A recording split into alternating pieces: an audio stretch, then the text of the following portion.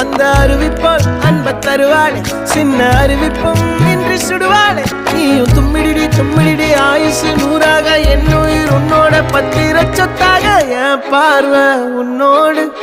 உன் பொம்மை கண்ணோடு பேசாமல் விண்ணோடு நாம் மிதந்து போவோம் காதாரா அடியாலும் நான் தாங்க மாறோடு